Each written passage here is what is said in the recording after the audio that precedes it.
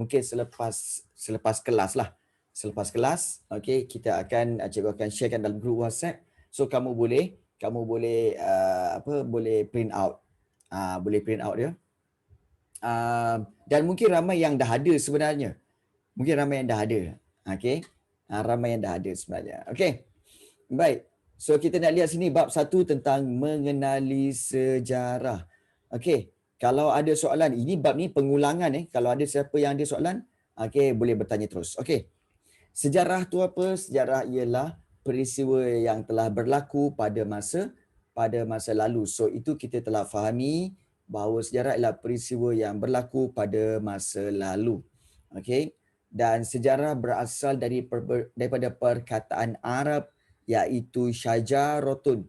Dan kena ingat perkataan ini syajaratun bermaksud pokok.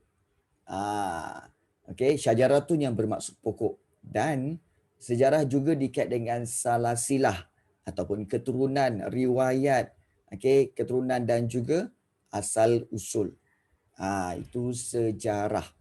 Okey, kalau menurut Kamus Dewan, okey, kalau kita lihat dalam Kamus Dewan, ianya bermaksud, sejarah bermaksud asal usul, keturunan ataupun salasilah, iaitu peristiwa yang benar-benar berlaku pada waktu yang lampau, kisah rakyat dan juga kisah tambu.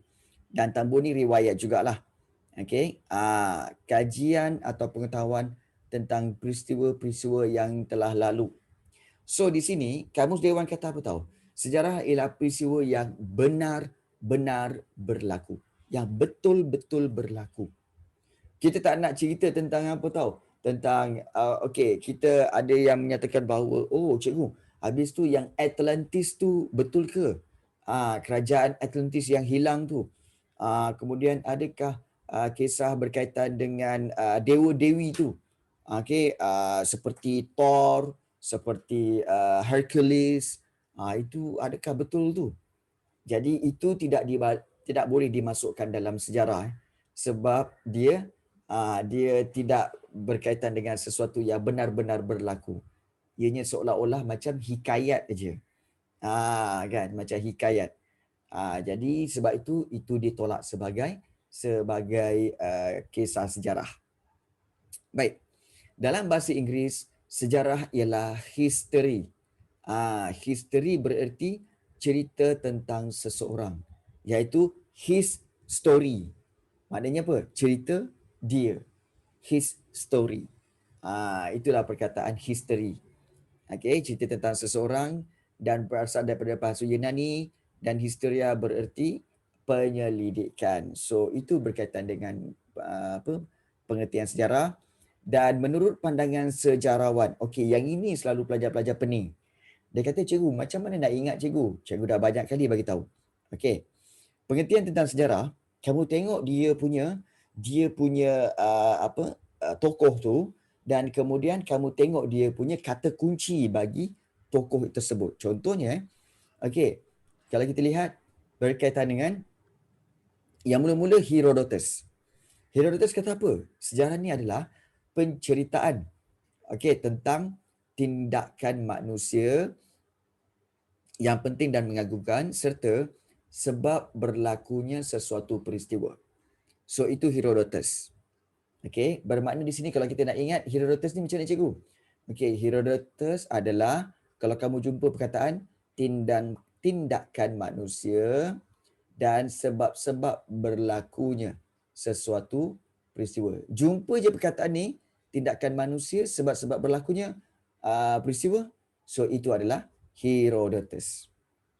Kamu relatekan, kamu kaitkan tindakan manusia dan sebab berlakunya satu peristiwa dengan Herodotus. Itu cara dia.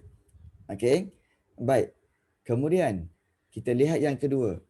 Okey, tentang E.H. Carr. E.H. Carr kata, okey, sejarah ialah suatu proses interaksi berterusan antara ahli sejarah dengan fakta-faktanya, suatu dialog yang tidak berkesudahan antara masa kini dan masa lampau. So, kalau kamu lihat E.H. Carr, dan ada perkataan interaksi berterusan. Okey, bermakna itu adalah maksud sejarah bagi E.H. Carr. Itu kaitkan. Okey, interaksi berterusan dengan E.H. Carr. Okey. Baik. Kemudian Ibnu Khaldun. Kita kata apa? Okey, Ibnu Khaldun kata sejarah membicarakan perkara tentang masyarakat manusia iaitu peradaban dunia, iaitu tamadun dunia dan perubahan-perubahan yang berlaku pada sifat-sifat masyarakat itu. Maknanya, sejarah membicarakan tentang sesuatu masyarakat. Kemudian peradaban dunia, tamadun dunia dan perubahan yang berlaku pada sifat-sifat masyarakat tamadun itu. Jadi, kita boleh kaitkan Ibnu Khaldun dengan perkataan apa? Kalau kamu ada jumpa perkataan peradaban dunia dan perubahan-perubahan yang berlaku, maka itu adalah Ibnu Khaldun. Nampak tak? Kita balik semula.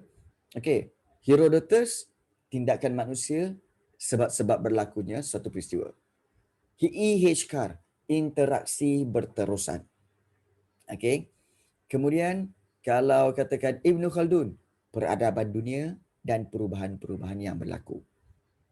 Okey, Profesor Khoo Kay Kim, ini paling senang. Profesor Khoo Kay Kim kata sejarah merujuk kepada apa-apa yang pernah atau sudah berlaku. Ini paling senang. Kalau kamu jumpa nama Profesor Khoo Kay Kim, okey, it's okay Zahra. Okey, iaitu perkataan dia apa-apa yang pernah atau sudah berlaku. Maka ini adalah dikatakan oleh Profesor Khoo Kay Kim. Okey. Dan kita lihat untuk Muhammad Yusuf Ibrahim pula. Yusuf Ibrahim kata sejarah ialah masa lalu itu sendiri. Sejarah juga merupakan catatan atau rekod, bukan cacatan catatan ataupun rekod tentang sesuatu peristiwa yang pernah berlaku suatu masa lalu. Jadi, kalau kamu nak ingat tentang Yusuf Ibrahim, kamu ingat tentang apa? Sejarah ialah catatan atau rekod tentang sesuatu peristiwa. Jadi nampak tak? Bermakna di sini kita lihat sejarawan ini dengan dia punya kata kunci. Herodotus, tindakan manusia dan sebab-sebab berlakunya peristiwa. E.H. Carr, interaksi berterusan. Ibnu Khaldun, peradaban dunia dan perubahan-perubahan. Khoo Kay Kim, apa-apa yang pernah berlaku. Muhammad Yusuf Ibrahim, catatan atau rekod tentang peristiwa yang telah berlaku. So boleh ingat ke tak boleh ingat? Cikgu nak tanya, boleh ingat ke tak boleh ingat? Boleh ingat tak dengan cara macam ni? Lebih mudah kan? Sebab kita cuma ingat perkataan yang pendek-pendek saja. Sikit-sikit boleh, tak apa, it's okay. Dia bukan secara seterusnya boleh ingat. Dia melalui satu proses. Kamu kena tengok benda ni berulang kali dan kamu akan baru ingat. Dia bukan sekali tengok terus ingat. Dia kena berulang kali. Okay. Alright. Baik. Kemudian kita lihat, kenapa pula tiru ada kerja rumah? Kenapa dengan kerja rumah kamu? Okey. Baik, kita lihat sumber sejarah. Daripada mana mereka dapat sumber sejarah ini? Okey, sejarah sebenarnya mereka perolehi daripada mana sumber sejarah ini? Iaitu mereka dapat daripada dua sumber. Iaitu sama ada sumber primer ataupun sumber sekunder. Sumber primer ni sumber yang utama ataupun sumber nombor satu. Yang ini sumber sekunder, sumber nombor dua. Sumber pertama, sumber sekunder ataupun sumber kedua. Okey. Dan kalau kita lihat sumber primer adalah sumber yang sumber primer iaitu sumber yang belum diolah atau diterbitkan, bersifat asli belum ditafsir. Contohnya fosil, contohnya artifak, dan contohnya batu bersurat. Fosil ialah apa? Fosil ialah tinggalan-tinggalan haiwan. Contohnya gigi dia ke, tulang dia ke. So itu contoh-contoh fosil. Okay. Artifak ialah barangan tinggalan manusia. Contohnya tinggalan manusia yang dia orang buat artifak seperti apa? Pinggan kaca, mangkuk kaca, pinggan tanah liat. So itu adalah artifak. Barangan-barangan tinggalan manusia zaman dahulu. Okay. Kemudian ada keterangan lisan, manuskrip, dokumen rasmi, fail rasmi jabatan. Ini semua adalah sumber prima. Sumber asli, sumber yang pertama. Kalau sumber sekunder beza pula. Sumber yang kedua seperti bahan yang telah diolah dan diterbitkan. Dan juga bahan itu tersebar kepada umum. Contohnya buku teks kamu, buku teks sejarah tu, buku teks sejarah tingkatan 1 tu, itu adalah sumber sekunder. Sumber sekunder akhbar, surat khabar, majalah, jurnal, ini semua adalah sumber sekunder. Baik, diary, ingat tak diary? Diary ialah buku yang kamu tulis. Kadang-kadang pelajar perempuan kan suka tulis berkaitan dengan hari tu dia buat apa, apakah peristiwa yang berlaku pada hari tu kan. Budak perempuan selalu suka lah kan. So diary tu adalah, not you diary tu adalah sumber prima. Budak perempuan lah. Haris Liao, kita lelaki jarang tulis diary. Yes, budak perempuan selalu. Budak lelaki jarang macam kita. Lelaki ada juga tapi kita malas kan. Kita ada banyak kerja lain lah daripada nak menulis-nulis kan. Jarang ada. Kita tak main lah nak tulis-tulis. Betul tak Haris? Kita semua ingat kan. Kita semua ingat. Padahal pelupa kan. Bila tanya, entah lupa lah. Itulah masalah budak lelaki kan. Okay, baik. Alright, saya bosan buat diary. Ya, betul. Okay. Laki fikir kenapa nak tulis diary. Betul. Laki fikir kenapa nak tulis diary. Budak perempuan dia tak fikir. Dia terus tulis. Budak perempuan yang Sulaiman, dia terus tulis diary. Budak lelaki fikir, kenapa nak tulis diary? Macam tu. Budak perempuan, dia tak ada. Terus tulis. Tak dipikir kenapa. Nampak tak beza antara budak lelaki dengan budak perempuan. Okay. Laki lagi smart ke? Okay. Secara umum, cikgu tak katalah. Okay, ni secara umumnya, IQ budak lelaki memang lagi baik, lagi tinggi daripada pelajar perempuan. Itu saintifik. IQ budak lelaki kebiasaan tinggi sikit berbanding pelajar perempuan. Tetapi banyak budak perempuan yang cemerlang dalam pelajaran berbanding budak lelaki. Kenapa? Siapa boleh jawab? Why? Siapa boleh jawab? Okay. Yes, betul. Okay, baik. Sebenarnya, bagus ramai yang menjawab soalan. Sebenarnya, memang IQ pelajar lelaki lebih tinggi sedikit berbanding pelajar perempuan. Tetapi pelajar perempuan kebanyakannya lebih cemerlang dalam pelajaran daripada pelajar lelaki. Why? Sebab pelajar perempuan ada satu sifat yang baik iaitu dia ada rajin. Budak lelaki dia punya M atas kepala tu besar. Iaitu M tu merujuk kepada malas. Jadi tak guna IQ. IQ yang tinggi tapi malas, dia tak menjamin kejayaan. Tetapi IQ yang tak berapa tinggi tetapi rajin, maka budak perempuan dapat.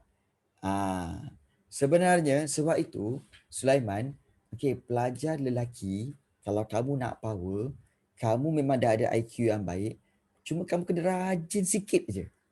Kalau kamu rajin sikit, kamu boleh kalahkan semua pelajar perempuan. Okay, semua pelajar perempuan. Tapi kamu kena rajin lah. Rajin sikit. Okay, rajin sikit. Alright. Tak nak je, okay. Tak nak pula. Okay, baik. Kita tengok, okay, artifak, sumber sejarah. Artifak, bukan artifak, dan ensiklopedia. Artifak ialah okay, peralatan manusia untuk pemburuan, pertanian dan perdagangan. Contohnya, barang-barang yang diperbuat daripada batu, kaca dan logam.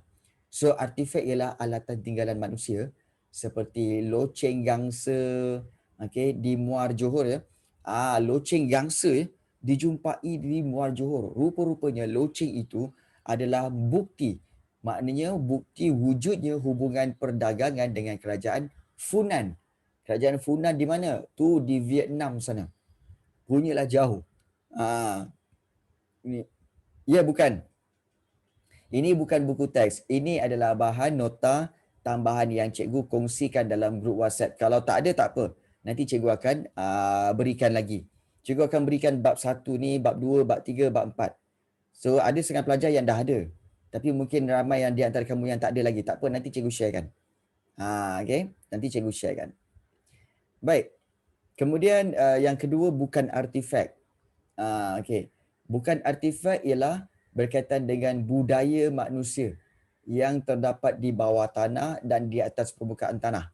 Seperti kan dinding-dinding gua, dinding kota dan struktur binaan. Contohnya, bukan artifak ni Candi Lembah Bujang.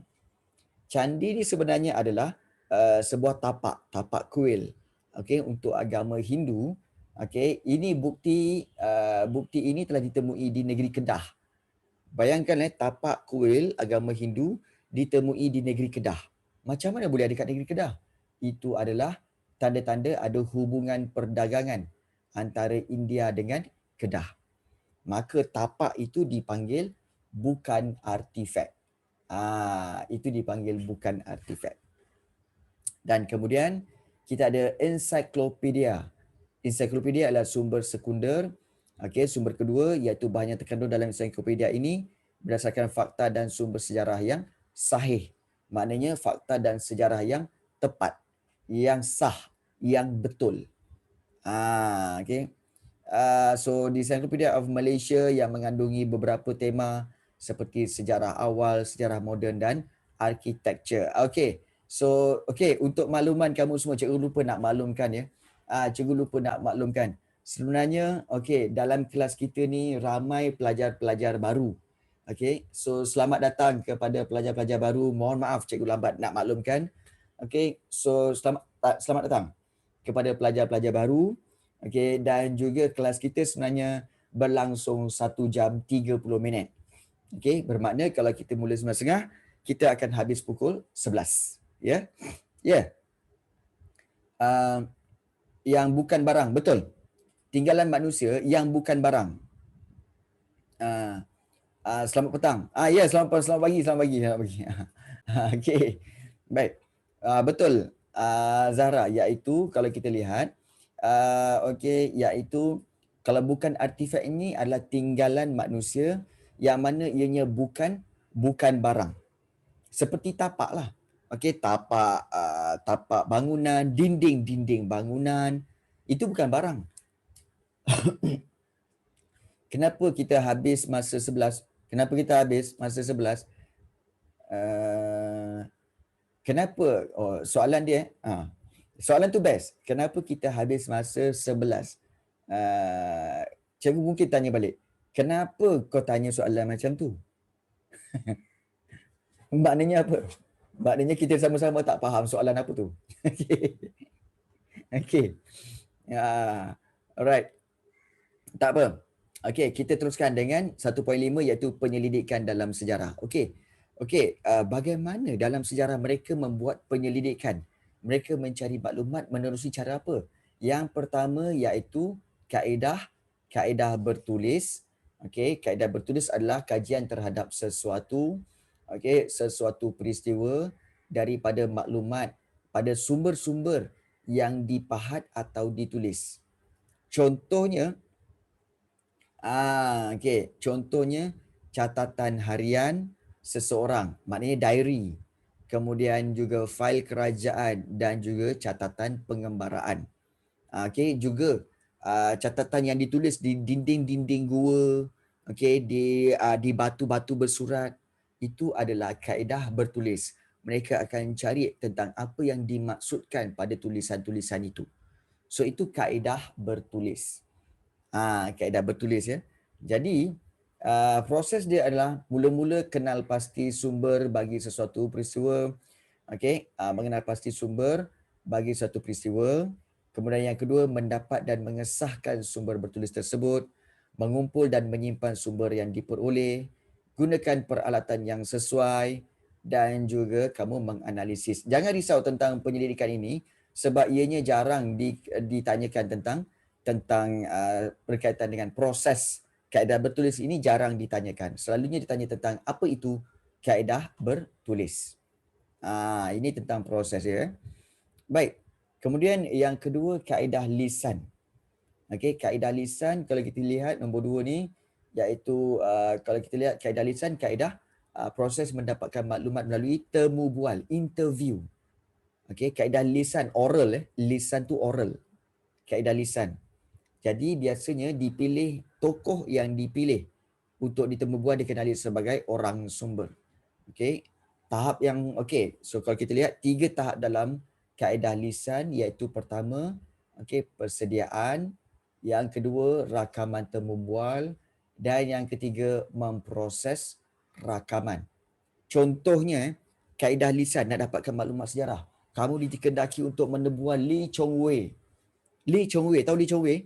Pemain badminton Malaysia kan?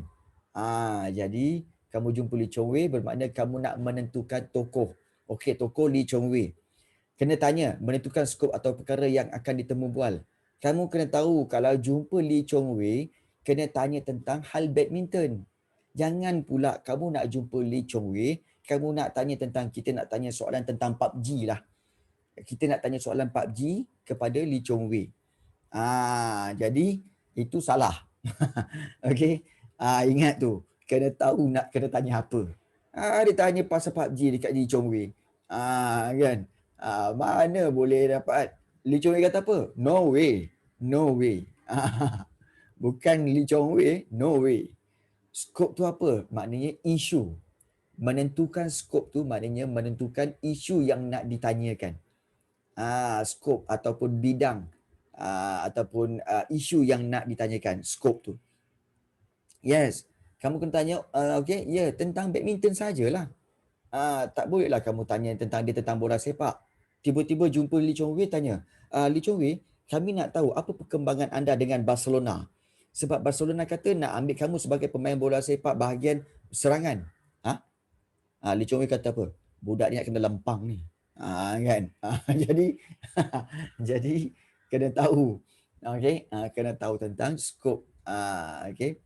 Yes. Kemudian pilihlah soalan yang bersifat pendekatan sejarah.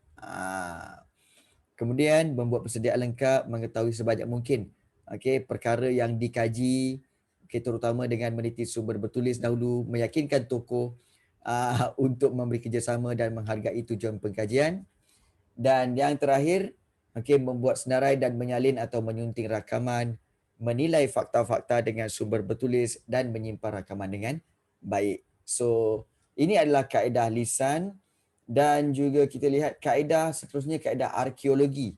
Arkeologi ialah kaedah yang digunakan secara saintifik untuk mencari maklumat sejarah daripada bahan tinggalan sejarah. Arkeologi sekarang ni ada 2 tau, iaitu arkeologi di atas darat dan satu lagi arkeologi bawah air, di mana kajian saintifik tentang sejarah peninggalan manusia yang terdampar di dasar laut, sungai dan juga di tasik. Maknanya ada juga arkeologi dalam sungai. Jadi, kalau aktiviti cari gali di tapak penemuan tu ada perancangan grid, kemudian setiap petak diberikan nombor rujukan, menandakan kawasan-kawasan berdasarkan pelan, ekskavasi dengan mencatatkan semua penemuan. Ekskavasi ni maksudnya apa? Kerja cari gali. Lepas tu jumpa, catatkan. Jumpa, catatkan. Itu mencatatkan semua penemuan. Kemudian kerja-kerja di makmal arkeologi, pemunggahan, pengisihan, punggah, sisihkan. Kemudian bersihkan. Okay, kena buat pembersihan. Kemudian katalogkan dia bagi setiap artifak. Kemudian baru buat analisis untuk mendapatkan maklumat tentang sesuatu artifak. Ini pun juga soalan-soalan berkaitan dengan ini jarang ditanyakan lah tentang proses kaedah arkeologi ini. Jarang, selalunya soalan tanya tentang apa itu kaedah arkeologi. Okey. Baik. Tafsiran dalam sejarah. Okey. Kalau kita lihat di sini, kenapa tafsiran dalam sejarah ialah menerangkan atau mengulas fakta sejarah berdasarkan sumber-sumber yang berkaitan. Maknanya memberi tafsiran, iaitu untuk menggalakkan penggunaan pelbagai sumber, menilai peristiwa yang sama dari sudut berbeza dan berfikiran terbuka. Itu kepentingan memberi tafsiran. Memberi tafsiran ni contohnya apa tahu? Contohnya macam ni. Cikgu letakkan pen ni. Cikgu kata bahawa apa tahu? Pen ini sebenarnya telah ditemui kira-kira 100 tahun dulu. Di kawasan di tepi Sungai Kuala Lumpur. Apa pendapat anda? Jadi cikgu kata, bagi tafsiran saya bahawa ini menunjukkan bahawa Kuala Lumpur sangat maju 100 tahun dahulu. Anda pula. Kamu kata apa? Tak cikgu. Ini mesti pen yang ditinggalkan oleh British di tepi sungai. Pen ini. Kemudian ada yang kamu yang lain kata apa? Tak cikgu. Ini saya yakin bahawa pen ini telah dibawa oleh pedagang-pedagang Cina semasa melombong biji timah di Kuala Lumpur. Jadi kita akan terfikir, mana satu yang betul ni? Cikgu punya ayat yang betul ke? Kawan-kawan kamu punya ayat yang betul? Sebenarnya semua betul. Semua betul. Semua betul. Cuma apa? Perbezaan tafsiran. Dan perbezaan itu menyebabkan kita akan adanya perbezaan pandangan kat sini, dan perbezaan ideologi serta tujuan penulisan. Bermakna apa? Perbezaan itu perlu wujud. Supaya apa? Supaya kita dapat mengembangkan ilmu pengetahuan. So secara kesimpulannya apa? Bahawa daripada tiga-tiga orang yang bercakap tadi, memberi tafsiran tadi, kita tahu bahawa pen itu kita setuju bahawa pen itu ditemui di Kuala Lumpur, menunjukkan bahawa di Kuala Lumpur dah ada perlombongan biji timah, dan di Kuala Lumpur telah didatangi oleh semua orang, daripada China pun ada, daripada barat pun ada, daripada negara luar pun ada. Maknanya Kuala Lumpur telah didatangi oleh semua orang daripada seluruh pelosok dunia. Nampak tak? Jadi inilah dikatakan sebagai tafsiran dalam sejarah. Tafsiran dalam sejarah ni untuk menggalakkan penggunaan pelbagai sumber, dapat menilai sesuatu daripada sudut yang berbeza. Itu tafsiran dalam sejarah. Itu contoh dia. Dan kenapa kita perlu belajar sejarah? Kerana untuk kita kenal asal usul. Mungkin ramai di antara kamu yang tak suka belajar sejarah, tapi sebenarnya sejarah penting untuk kita tahu asal usul. Kemudian kita boleh ambil iktibar. Iktibar ni apa cikgu? Iktibar ni ialah berkaitan dengan kita kata sebagai mengambil iktibar ataupun mengambil apa? Pengajaran. Yes. Betul Zahra, pengajaran. Pengajaran. Memupuk patriotisme, iaitu memupuk semangat cinta akan negara. Patriotisme, cinta akan negara. Dapat kukuhkan perpaduan. Kita semua belajar sejarah yang sama, maka kita bersatu hati tentang fakta-fakta negara kita. Kemudian kita dapat membangunkan negara dan bangsa, serta kita dapat aplikasikan, kita dapat gunakan kemahiran pemikiran sejarah. Inilah contoh perpaduan, contoh kemerdekaan yang kita percaya. Dan ini adalah teori Darwin. Dikatakan teori Darwin menyatakan bahawa manusia itu datang daripada daripada monyet. Maknanya monyet berevolusi menjadi manusia. Dan ini adalah kajian Charles Darwin. Okey, iaitu seorang ahli sejarawan barat. Namun teori ini bagi kita, kita tolak. Tak kiralah Melayu ke, Cina ke, India ke, kita tolak semua ini, teori ini. Okey. Kerana apa? Kerana sebenarnya jangan kata Melayu, Cina, India, orang putih pun sama.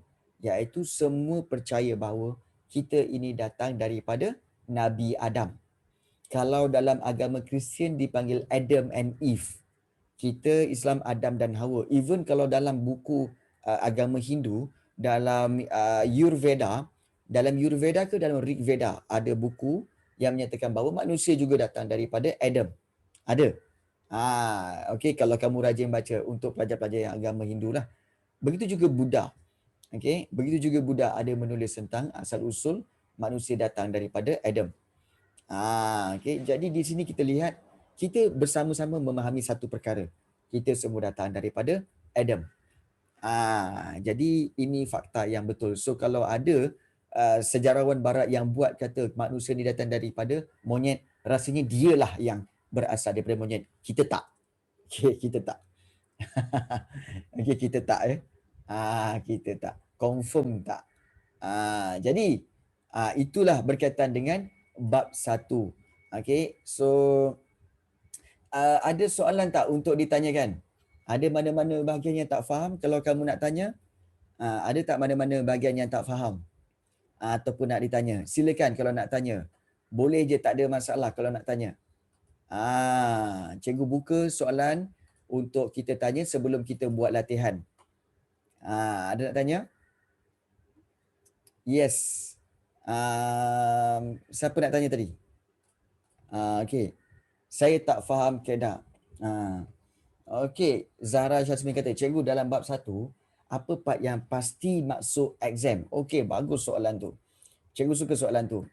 Okey, iaitu kalau biasanya bahagian mana yang selalu masuk exam, yang pasti masuk exam, iaitu yang ini. Yang ini, okey, tentang pengertian sejarah mengikut pandangan sejarawan ini, yang ini selalu keluar exam. Tetapi yang ini, kebiasaannya yang ini bukanlah soalan dalam struktur ataupun esei. Yang ini biasanya keluar dalam soalan objektif. Objektif. Okey, soalan objektif. So soalan yang bulat-bulat tu kan, yang ada A, B, C kan. Selalunya dia akan berikan tindakan manusia sebab-sebab berlakunya. So siapakah yang telah menyatakan sejarah, maksud sejarah ini? Yang ini memang selalu keluar dalam soalan objektif. Okey, yang itu. Kemudian kalau katakan yang ini sumber primer dan juga sumber sekunder, yang ini pun boleh keluar dalam soalan objektif dan juga kadang-kadang keluar juga dalam soalan struktur ataupun soalan esei. Mungkin juga ada juga soalan esei yang ini. Okey, sumber sejarah tak ada. Kaedah bertulis ya ada. Okey, penyelidikan dalam sejarah ada, iaitu kaedah bertulis, kaedah lisan dan juga kaedah arkeologi. Tiga-tiga ni biasanya ditanyakan. Ada juga. Ada juga tentang tiga-tiga ini. Dan kalau dikatakan macam Sasi kata, saya tak faham kaedah arkeologi. Baik. Kaedah arkeologi ni adalah kaedah di mana, let's say lah bahawa Sasi, katakan tiba-tiba di belakang rumah kamu, okey, kamu telah menemui, tiba-tiba kamu jumpa satu tulang. Okey, tulang haiwan yang besar. Okey. Jadi kalau kita lihat, kalau katakan dijumpa tentang tulang itu, kamu bagi tahu kepada kerajaan. Kerajaan telah menghantar satu pasukan untuk apa? Mengkaji tulang tersebut. So dia akan apa tahu? Dia akan bersihkan kawasan yang dijumpai tulang itu di belakang rumah kamu tu. Dia akan bersihkan kawasan itu. Dia akan cari lagi, ada tak artifak-artifak lain. Dia akan cari lagi, ada tak fosil-fosil lain. Di situlah mereka mula buat kerja-kerja cari gali. Itulah dikatakan sebagai proses cari gali untuk mencari bahan-bahan artifak tinggalan haiwan atau tinggalan manusia yang ada di situ. So itu kaedah arkeologi. Okey, boleh faham Sasi? So Aiman Solin kata Perak Man bukan tengkorak paling tua kerana Adam pernah duduk di syurga, satu hari di syurga beribu-ribu tahun. Okey. Baik. Aiman Solin, sebenarnya kalau ikutkan, Perak Man adalah tengkorak paling tua telah ditemui. Paling tua yang ditemui. Bukan paling tua daripada sudut usia, tapi paling tua yang ditemui. Mungkin ada lagi tengkorak yang belum dijumpai yang lebih tua daripada Perak Man. Yes. Okay. Jadi kena faham kat situ. Dan ada persisian faham tentang perkara itu, tapi rasanya tak perlu dipanjangkan lah. Nanti kita cerita kemudian. Okay. Baik. Yes. Ada soalan lain nak tanya? Yes, silakan kalau nak tanya apa-apa. Sebelum kita nak mulakan latihan. Kita ada latihan, kita ada latihan untuk kita buat. Kalau ada nak tanya apa-apa sebelum latihan, silakan tanya. Sebab lepas ni kita nak buat latihan. Ya, silakan. Nak tanya apa-apa tak?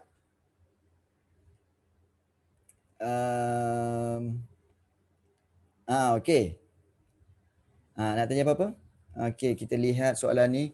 Okey, tak ada soalan. Okey, bagus. Tak ada soalan. Alhamdulillah.